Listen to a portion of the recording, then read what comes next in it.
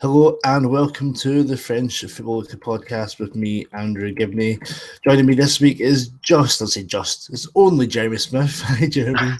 Hi, how you doing? So that's harsh, not only, but we would usually have Rich on. It's a reason we do apologise for not being around the last few weeks, but our schedules kind of didn't overlap, and then Rich got ill last week, so we thought we'd wait for Rich to get better, but he's still got man flu, so me and Jess decided we'll come on together and just get a podcast out there. So get well, Rich. Hope you're feeling better and you get to listen to this in your sick bed. But yeah, get your questions into us if you're listening live. If not, thanks for downloading and listening to the podcast. We'll get underway now. Jez, we have to start with Lyon PSG on Sunday because it sort of echoed back to sort of 12 months ago. We had that really good game between Lyon and PSG the last time, and I think no one was quite expecting to have that sort of game because of the way PSG have been sort of juggernauting through the league and the way Lyon have been playing and the players they had out. But we got a fantastic game of football, didn't we? Yeah, obviously the big difference is that last year, I think when they met, Lyon were top at the time. They were 2 points ahead, weren't they? Yeah, and playing some great football. And this year, most of the time they haven't. And particularly with, PSG, to be fair to them, also had a couple of injuries, but obviously their squad is a lot stronger than Lyon's. So with Lyon having so many players either injured or suspended, and especially I think probably the biggest loss beforehand on paper was Umtiti, who looks like he really shores up that defence. You just thought Lyon got no chance. Four matches this year. I think it was a 12-2 aggregate score until last week for PSG. Napoyangu and Biwa against Zlatan and Cavani. Look at you thinking, this isn't going to end well. But exactly. The only sort of ray of hope you might have thought for Lyon was, this is in the new stadium, big crowd behind them. Possibly that would have helped them through, but still, I'm not sure many people gave Lyon a chance. And one player that was missing, which I'm sure we've mentioned before, and I think it's probably a little bit of a blessing in disguise, was Mathieu Valbuena. And I've said before, I just don't think it sort of gels the way this Lyon team enjoy playing. And with him out, you've got Maxwell Cornet, Rachid Gazelle and Lacazette up front, and I thought there was a lot more pace about the attack. And I think also that the midfield was, they were energised, they were chasing everything down, they were pressing PSG back really sort of high up the pitch. But I think that front three worked together and worked a lot more cohesively, and just they were faster and quicker than PSG could sort of react to. I think it was sort of a perfect storm, lots of factors, including PSG having quite a big off day as well. But certainly those three, I don't think much fuss has been made of Lacazette because he didn't score. But I thought he was fantastic. Yeah. I thought he worked so hard. Down, yeah. I think it was everyone expects him to. He's the goal scorer, but I think he was the one linking it all together, and he was the focal point. And so many performances, especially against Lyon, and there's one before that when you isolate him, you sort of you let them get the ball. If there's no one to give it to, it was breaking down. But they seemed to get around them. They seemed to all be a lot closer together. I think Valbuena sometimes when he goes too wide, or that sort of togetherness isn't quite there. But they got closer in and gave him options. Yeah, I do still feel a bit sorry for Valbuena, and a bit like Bovu, just hasn't worked out. He hasn't sort of bedded in with the rest of the team. He's had injuries. He's obviously had the off-field stuff, and I still think there's the potential there to come good and become an important part of that team. But certainly, playing that sort of very high pressing, not really suffocating PSG, not giving them a chance to get out pretty much of their area at times, let alone their own half. The energy of Gazelle and Cornet was a lot more suited to that than Valbuena would have been. Or Grenier. I thought Gazelle was excellent. I think because obviously Cornet scored the goal, a lovely finish. I thought he played really well. There was the Coupe de Ligue game that Lyon played at the Parc des Princes, and they came out sort of all guns blazing, tried to play the same way. And obviously there was the goal that was allowed that shouldn't have done. But he sort of caught the eye that game, and when he featured in Le 50 2 seasons ago, and then he sort of fell away. That's because I wrote his profile and jinxed him. He did a Pierrick Cross. If I wonder where your career went, mate, Jeremy wrote your profile as well. But he's looked a lot better recently because we kind of thought he was. At first, he looked great and then he disappeared. Did a Yasin Benzia, and then he's come back and he looks the part again. I think the change in recent weeks of Lyon, apart from the Lille blip, is that, and TT we mentioned, I think Gonalons is back to his best. I think he's been brilliant so far this year. Tolisso as well. But yeah, Gazal arguably has been the best player under Genesio. And by all accounts, he was, if Fournier had stayed, he was looking to leave at least on loan because he just wasn't getting a chance. Yeah. And, Genesio's obviously shown that, he trusts him, he put a lot of faith in him, and he's been excellent. And not just as a sort of out and out winger bombing down the line. He's been cutting in, he's been providing and scoring his own goals. I think he's looked excellent, completely different player to the last couple of years. I definitely like him on the right, and he has to come inside onto his left foot again. It gives Lacazette a little bit of support. Maybe this is a little bit more composure and a little bit of sort of guile and it's probably game experience. I think he'll get that. I mean, we have to talk about PSG and the way that they played because although they had an off day, I think they had an off day mostly because the way Lyon sort of set their stall out and went for them. Don't give them time to settle. Don't let them pass the ball around. Obviously, having that midfield of Stambouli, Rabiot, Mota helps that because you've not got the creativity of Verratti, you've not got that energy of Matuidi. But Lyon took it to them. I thought Sergi Darder did a great job and also deserved his goal.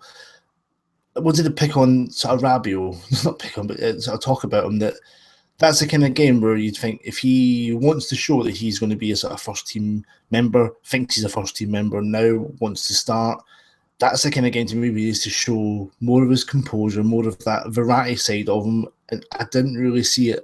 He went missing as far as you sort of think back to the game. I don't remember him doing very much at all. I think I've read mixed reviews about him. Some people said that he wasn't so bad. Others criticised him. I guess with that midfield three, he's the one that you sort of rely on for the creativity. Although bizarrely, Stambouli was kind of playing more forward than you'd expect. He's done that a lot. I've seen him recently when Motta's been playing or someone else has been there. He's tried to sort of do a more box to box role, which I think suits him because he is good enough, but he sort of equate them more with the defensive side of the game. But yeah, you really want Rabiot to step up and sort of start paying passes around, get his foot on the ball. And yeah. I mean, I think maybe it was an off match in that, I've seen him in a few Champions League matches this season where I really think he has not necessarily run the show, but certainly shown that, he deserves his place in a team at that kind of level. But he didn't have his best match. But of the three, I thought he was the best of the midfielders. And Mota, the most productive thing he did was punch Ferry and get away with it. I thought he had a really poor match. Was very lucky to stay on the pitch. And Rabiot wasn't great, and the team was looked a lot better once Pastore came on. It was a bit surprising he didn't start, unless Blanc thinking.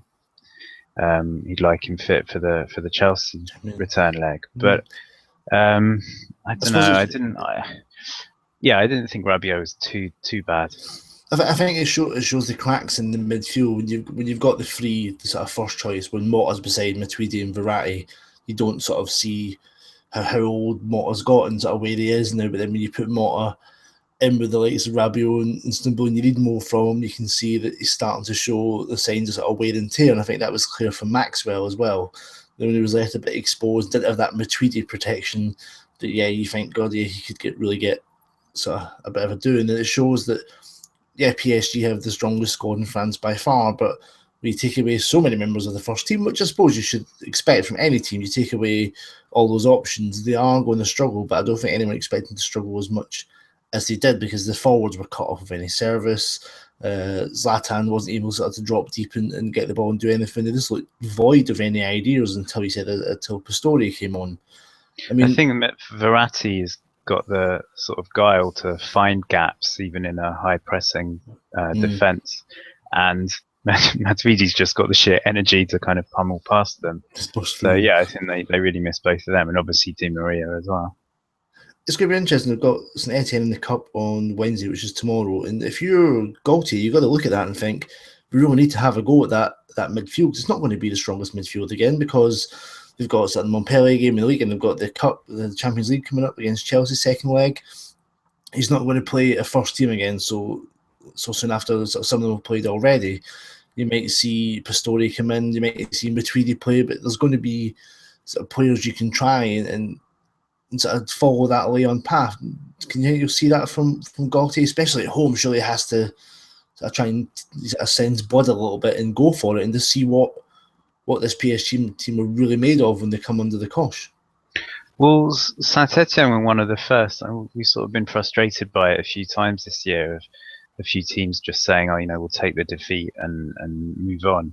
And in the recent match, they really did take the game to PSG, and were unlucky to go down, I think 2-0 in the end. So they should have kind of proved to themselves that they can do it, and much as they won't necessarily want to take lessons from Lyon have shown them how it can be done as well. So, and of course Saint-Etienne, I was going to say they've got nothing else to play for. That's not right. I mean, they have got a league position to play for. This could be the best chance to get exactly. Great chance of silverware.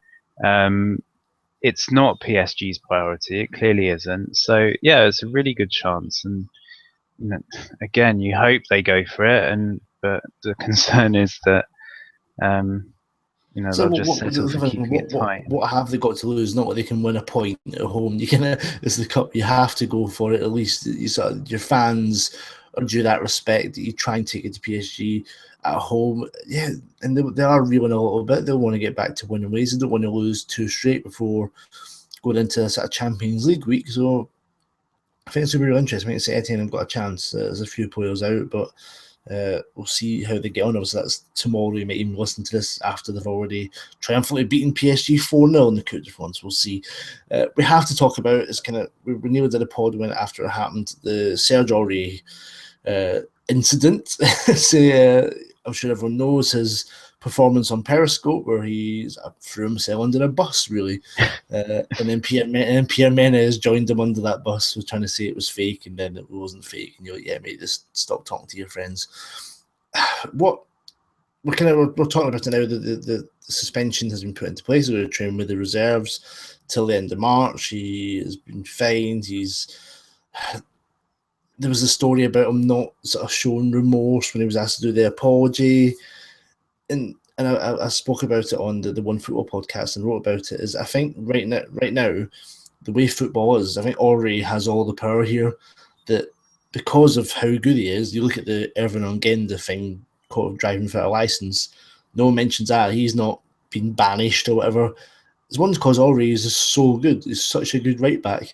He's so good for that team, Jeremy. There's no way PSG were ever going to sack him, because somebody would just sign him up. Arsenal, City, Bayern, whoever. No, he's a good player. The fact that they were still asking for 15, 20 million euros was being quoted to make double your value on him, where you're sort of disgracing them, shows you how good a player they think he is. They know he is. I mean, what else could PSG do here? Do you think they did the right thing? I think it's, like you said, it's a bit like Suarez, a couple of things he's done. Yeah. It's a bit like Zidane. He's racist, but he's given great. For the headbutt because he's Zidane, and everything else he's done.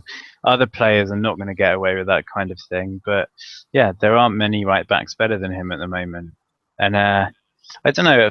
My first instinct was that he should have had a more serious punishment, possibly. But the more I think about it, it's not great for the great example to kids and all that kind of stuff. But otherwise, I think it pretty much is a sort of internal PSG issue. And I think really it's up to Blanc and the other players. If they feel that what he did was so beyond the pale that they can't bear playing with him anymore or anything like that, then he probably has to go. But they want to win things. He's the best right back they've got to do that. If Blanc and the players can forgive him, then I think just everyone should move on from there. Yeah, I think Matuidi was the first one to come out from PSG. I mean, that's a massive statement itself. He's like fan favourite, sort of club favourite. When I you think get Aurier his, asked him to speak in his favour. I think you probably slipped them some money as well. But to get someone like that to come out sort of shows that PSG want to keep him. So I suppose the flip side is, what does this show about Blanc though? Because Blanc was very, very sort of harshly criticised already for it. It was pitiful and sort of, what kind of payback is this for all I did for him? And he was putting a really, really stern sort of stance down. And then it's not going to be Blanc's decision. It's not going to be his decision to make to sack him. You wonder how does this make Blanc feel that someone can come out and do this and probably get away with it? Because if they had someone else, if it wasn't Gregory Van der Veer, then you might be like, well, maybe they've got someone else. But you can see, especially the Lyon games, like they need Serge Aurier in that right back spot to be a better team. Where does this leave Blanc? Was sort of the way there was the situation last season with Lavezzi and Cavani sort of disrespecting them. They got suspended and he sort of won round the dressing room a little bit with that. Does this do anything to harm that again? I don't think so. I mean, I actually felt, I didn't think PSG did Blanc any favours when he sort of came out and said, it's not my punishment or my decision to make, it's the club's. And then 2 days later, the club said it's Blanc's, and it wasn't really clear for a couple of days who was going to make the call. But it's embarrassing. It doesn't look great. It's possibly what a lot of us were thinking anyway. I don't think it makes too much difference. I think Blanc doesn't need to like him to play him. He just needs to. Exactly, yeah. And he obviously does. He's the one that brought him from Toulouse. He's the one that wanted him, so he knows how good he is. So yeah, just you sort of have to get past that. I look at Romario and Bebeto, famously hated each other for Brazil, still managed to win a World Cup, so it can be done. Yeah, exactly. I mean, there are all the quotes that came out afterwards about Ronaldo, and he was at United. Was it Sheringham and Cole didn't speak to each other the year they won the treble as well? So, and then you got Ronaldo this week as well. But I think Blanc handled it reasonably well. I think the stuff that he came out and said about him being pitiful and all that was quite strong. Hopefully put Aurier in his place. It was quite fresh. I think it was said about young people are sort of so quick to apologise, but they need to think about that before they actually do these things, which is, it sums up that sort of generation of, I'll just jump on Periscope and slag off everyone without really thinking things through and being a professional. And I wonder if this will be the making of Aurier. Can you see him coming back to a better person, a better player? Is this going to be what takes him to that next level? And just a little bit of I need to fucking buck up my ideas here. Possibly. I mean, he's another one that there's been a couple of incidents in the past, nothing like that, but you wonder, is he going to learn? But again, like you said, it's not, morals left the building a long time ago with football, I think. And as long as he's performing on the pitch, no one's going to care that much.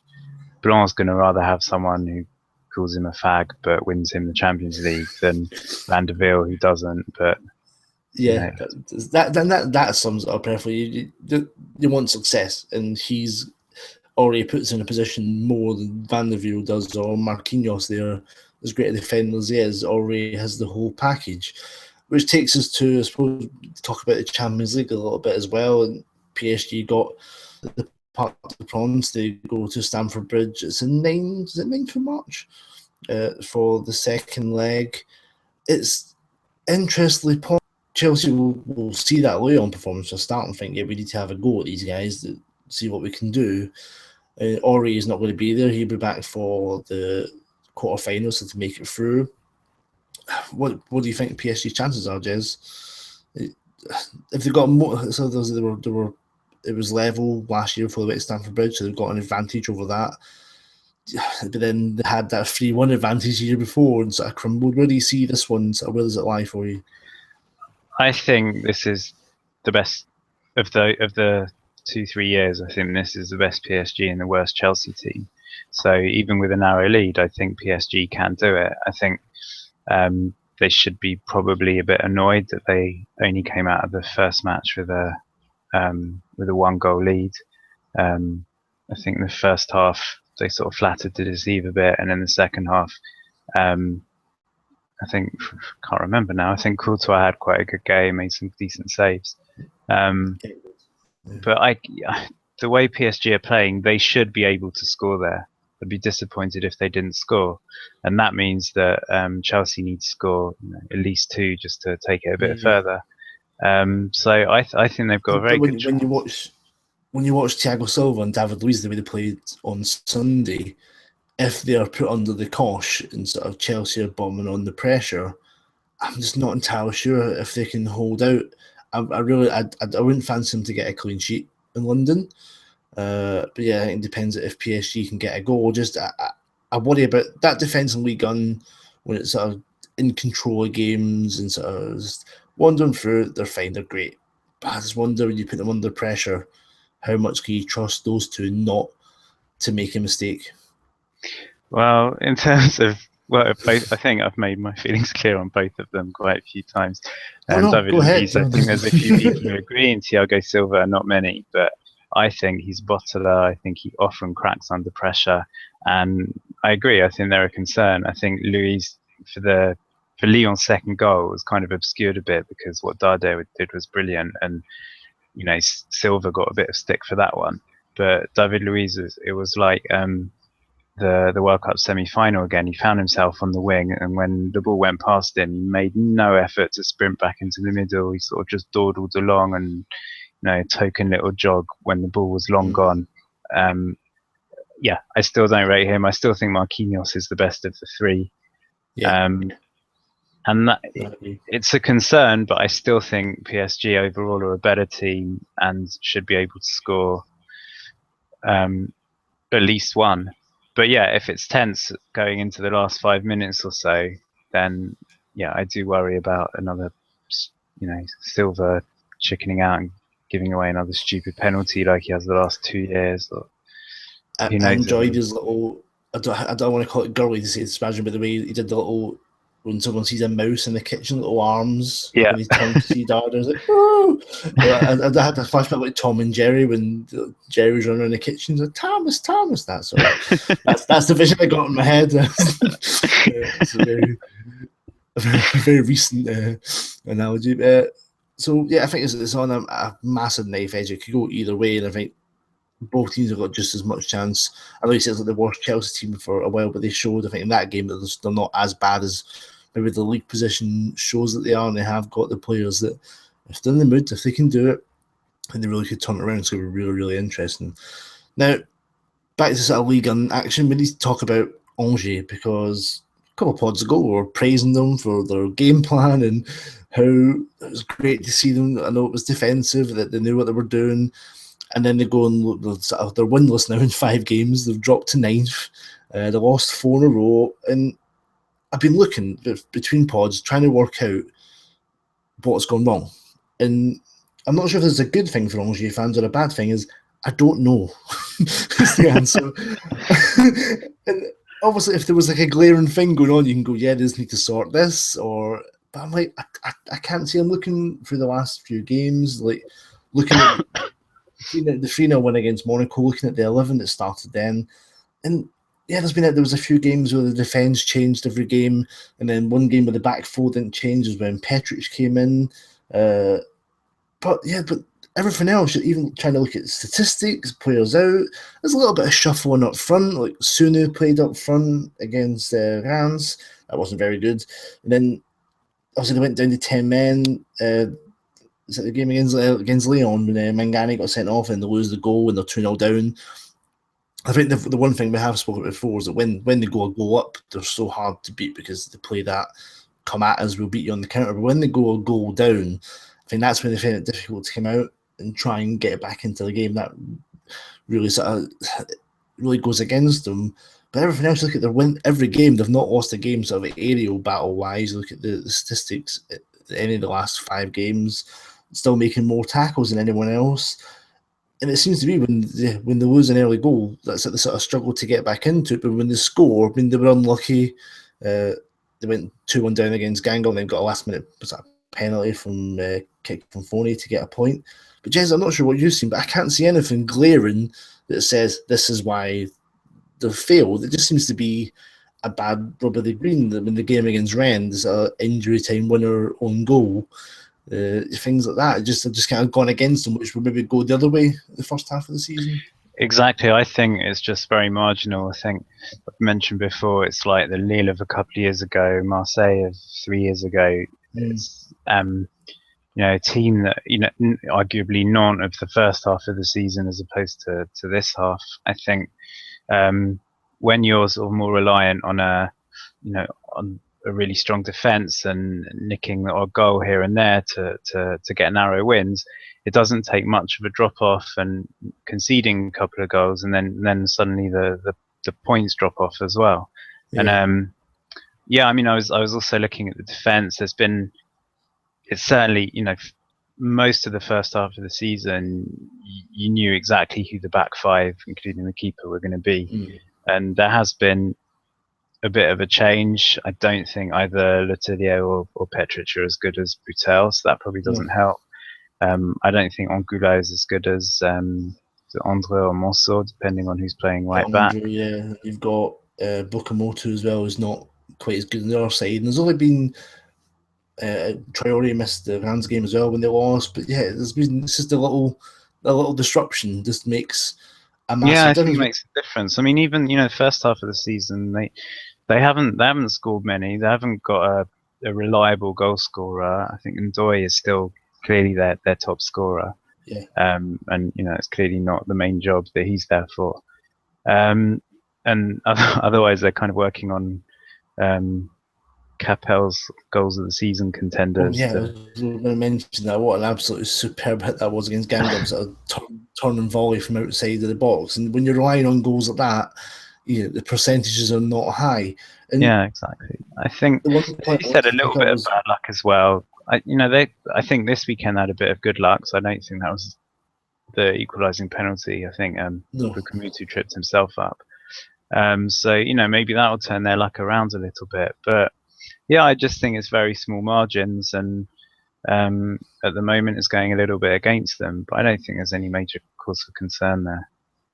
The only thing it does stand out a little bit is just the changes that Stefan Moulin sort of making up front, because although Kiki Fanfoni was never going to be a prolific goal scorer, I think his sort of hold-up play and the way he got involved definitely helped get the sort of wide players involved, and maybe they're missing Camera a bit on the left, and maybe Yatara's not as good at doing what Kiki Fanfoni did.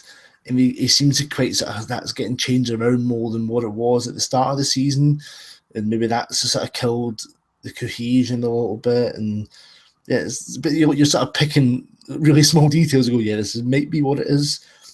And the problem they have now is Ndoye's red card. He's going to be out. He's going to miss some games. They've got next 5 games are Saint Etienne, Nantes, Lorient, Troyes, and Gazalec, which are not the easy. It's not ideal to get. But then I suppose one of the things, they've got 38 points now. It's like, I wonder if there's that we're staying up mentality as well. It's maybe creeped in a little bit. I think so.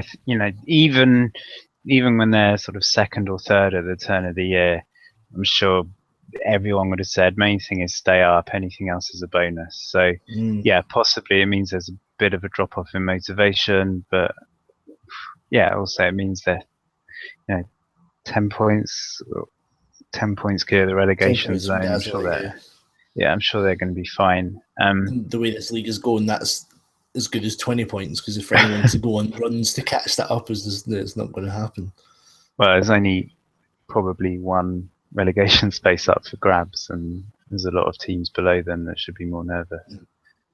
Yeah, definitely. So yeah, I think whatever happens, even in the next 5 games, I think I don't think they can look back on this season as anything other than a success. It might be sad if it sort of ends as a bit of a damp squib, but surely the only aim at the start was to stay in Ligue 1. It looks like they're going to do that relatively comfortably. It doesn't matter how you do it, as long as you finish 17th or above, that for them should be a massive success, and it has been, and they've made some money sort of in January as well, and sold some players, and I'm sure they'll make more in the summer. I mean, you look at Troyes, who ran away with Ligue 2 last year. Yeah, you have to look quite far down to see Troyes. If you could add more spaces between 19th and 20th, if you could, 1 win in 6. I can't imagine who that was against. And, yeah, that was against Gazelle, and obviously the first one against Leo, and it's just it's 2 wins. Yeah, it's not been great, and they'll bounce back from it. They always do. But wanting to go into one team who have turned it around, you mentioned sort of teams below being a bit more anxious. One team that probably won't be is Philippa's Frederic Hantz led Montpellier, who are in a fantastic run. They won 4 of the last 6 games, won 3 in a row, which still only takes them to 14th. But they're only 7 points off third, which is just shows you the table's mental. But yeah, Jeremy, Montpellier they've turned it around under Hantz. We talked to him a little bit when he was made in charge and what he was doing right, and he's just sort of continued that on. You could see, sadly, the Lille game on Saturday, it was, to me, playing with pace, getting down the channels, getting the ball in the box. We were uncharacteristically awful at defending crosses, but he's getting squeezing every little bit out of that team. Where they are effective, he's making them more effective, and it's working. And they're exciting to watch. They've got goals in them again, and he's really shown what he can do with that group of players. Yeah, I think he's again, some of it I think is down to consistency of selection. There's been a bit of tinkering with players and formations more sort of at the front end of the pitch, but round the back I think he's been relatively consistent. I think the fact that Saihi's back in the team has really helped, just as that sort of defense in front of the defense. And then I think he's brought in, I think Yatabare played a bit, but Yatabare to an extent, and certainly Berigor just seemed to be completely frozen out under Koupis. And he's brought them in, and actually it kind of goes against what we were saying about Angers, but he's now got these 4 strikers. Camara's proving that he's not just a super sub, and he's kind of playing around with them, swapping them around. I guess horses for courses, it depends who they're playing, and whatever he's doing with the 4 of them is working really well. I think when he came in, he said that he wanted to have a smaller, tighter squad and just focus on those players. And he said he only is interested in working with people who are kind of up for the fight. And obviously he was going to put a spin on it, but there was a match, I think it was against Lorient a few weeks ago, where in the pre-game warm-up, Darbo and Boudebouz had a big fight, and Hantz even sort of put a positive spin on that by saying, at least they care, at least they're motivated. There hasn't been much of that recently, and I think you know what you're going to get with him. Koupis, I think you certainly don't, and I think Hantz seems like the kind of coach, you keep your head down, you work hard, keep him happy, he'll make sure you're happy. And I guess it feels like everyone's sort of feeding off each other at the moment. And Boudebouz as well, I think, has been playing the most consistent football he has for a few years, and arguably since social playing under Hantz. Or possibly just because it helps with the with the storyline under Hantz at Bastia. Yeah, that would tie in nicely. He's also got Remy playing at right back as well, which was a bit of a problem position because Deplania wasn't great there, and Dabo has shown that he's much better playing a little bit further forward. And Remy had been more sort of a centre back defensive mid, but he sort of turned him into a sort of really good functioning right back. There's so many players in that team; it's hard to remember what their proper position is. That's been a problem for ages. It was Congré was playing all over the place, and Deplania's played left back, right back. But Roussillon as well. There's been a few there that keep moving. So again, I mean, he has, I think, played Remy and Darbo in a couple of different positions, but at least you've got a bit of an idea where they're going to turn out now. And I think that helps. I think that helps the whole team if they're all settled playing in the same place week in, week out. I think especially, I mentioned Dabo the last time, just someone that's got so much energy. If you can find a way to harness it and get it involved in the right areas, you'll repay. And I think right back, although that let him get up and down the pitch, I think playing him at the right of a midfield diamond, he doesn't have to worry about too much about the defensive side. He can get forward, and he's causing problems, and he's making things happen. And you're right about the forwards, even getting Berrigo some goals. Yatabari's a fine form. And the man behind all is Riyad Boudebouz. It's great to see him. He's got man of the match the last 2 games for them, which shows that in itself is consistent in terms of Riyad Boudebouz. So you can always see them fly up the table. And it sort of brings on to the last point. Let's talk about, because the way this table is right now, obviously Montpellier only 7 points off third. 2 teams that maybe going a little bit under the radar are Bastia and Nantes, who both have a game in hand. If they win that, Nantes could go third, and Bastia would be up on 40 points as well, which could take them anywhere between the 8th and whereas. What are the chances of one of those 2 teams finishing in European places, Jez? Because Bastia have won 4 out of the last 5, Nantes have won 3 out of the last 6, unbeaten in that spell. They may not be spectacular, but they're getting the job done and they're pushing their way up that table.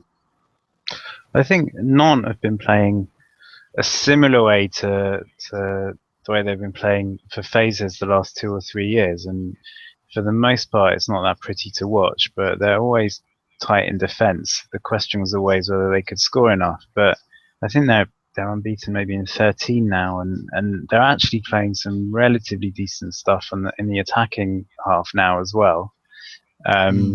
They've got like a nice mixture of players there. I do like, I never know how to pronounce it, Sigthorsson. Sigthorsson, yeah, he's starting to come, because there was talk before the January window that Walter Kita, the president, was sort of trying to get rid of him, but then he said, no, we're going to stick with the man. We brought him here for a reason, and he's shown, as much as any non-striker has it, he's got ability, much more ability, Brendan, than Emiliano Sala, who's still an absolute...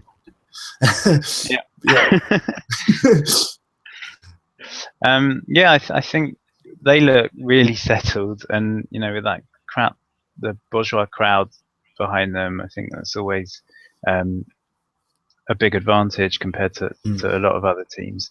I can see them staying up there. I think they were unlucky to only draw against Monaco the weekend, and that would have put them sort of level on points of third with the game in hand.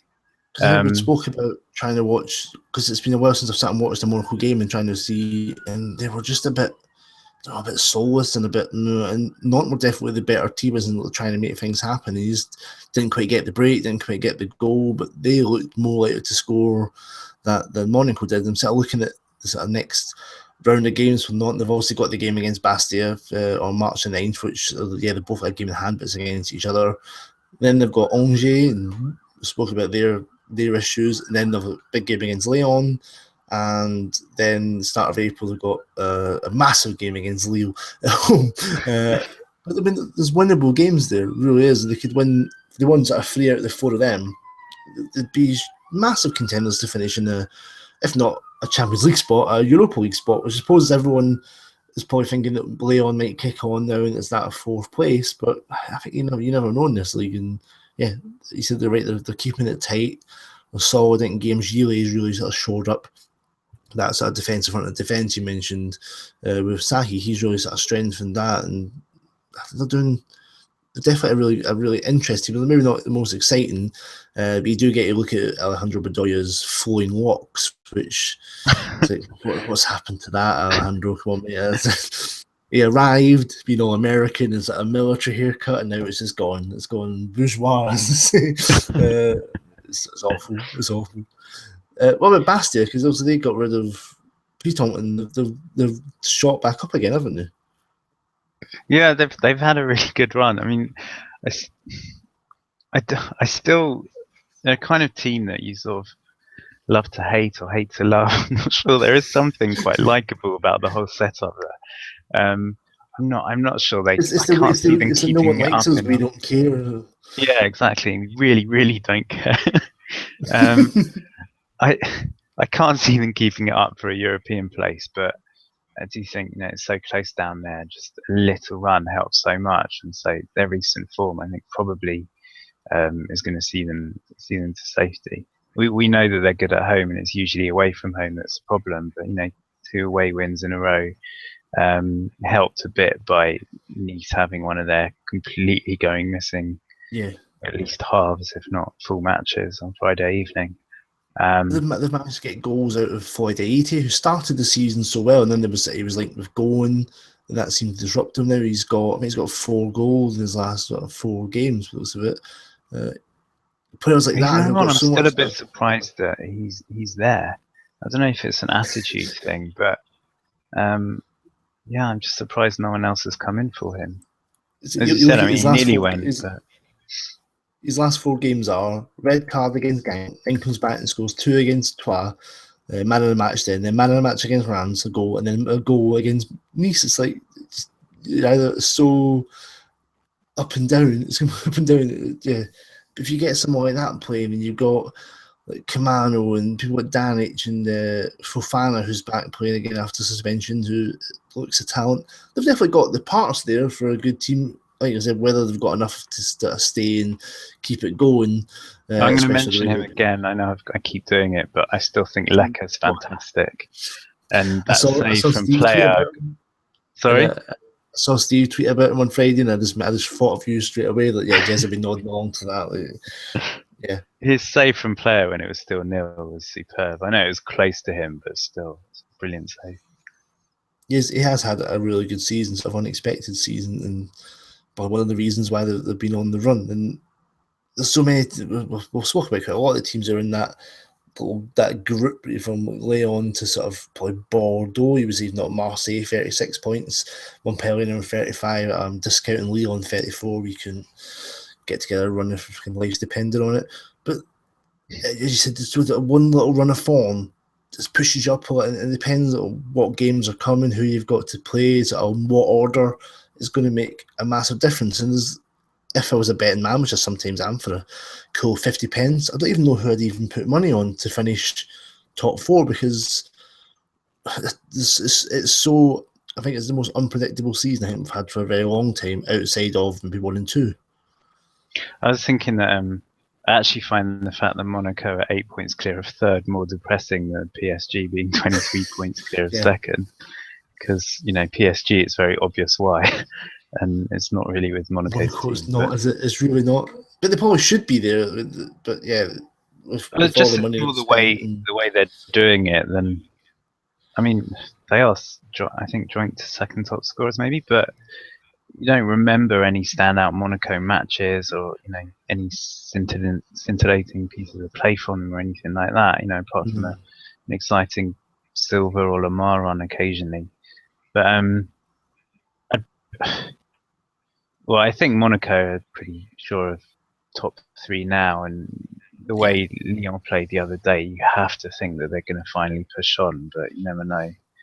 And the 4th place, I don't know. I mean, again, I think Saint-Etienne have bottled it twice in the last week. I think in Europe and against Marseille. Oh yeah, absolutely bottled it in Europe. We've not even got time to go into that. But but it just takes a couple of wins in a row, then they're back up in contention again. So even got 10 games to go, it's so hard to predict, and we'll do our best to try and bring you what's going on through the end of the season. But that's all we've got time for just now. Jeremy, thank you as always. Breaking news, by the way, Dupraz has been appointed Toulouse coach. Oh, excellent! I do like Pascal Dupraz. He's a bit of a character. Look forward to seeing him boot it up with Ben Yedder. But anyway, that's all we've got time for. His sorry, just quickly, his Aurier spoof is quite funny, actually. His Aurier Periscope spoof. I've not seen that. You'll have to put that on the Twitter account, Jez. Let me wrap up the podcast. Sorry. Thanks everyone for listening. Hope you enjoyed live or not live, or enjoy it at some point. Hopefully Rich is back next week if he's still alive. Make sure to go on the website, FrenchFootweekly.com. Get us on Twitter, FrenchFT Weekly. And until hopefully next week, it's goodbye for now.